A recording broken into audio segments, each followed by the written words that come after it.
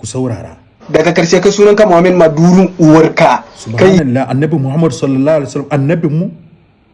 Family ku ce amin. Ya ubangijin mu Allah, wanga dabba kare jaki wawa aladai Allah ka tsine mishi. Ya ubangijin mu Allah, muna roƙonka tun duniya Allah, wanga bawan ku Allah ku tsine mishi.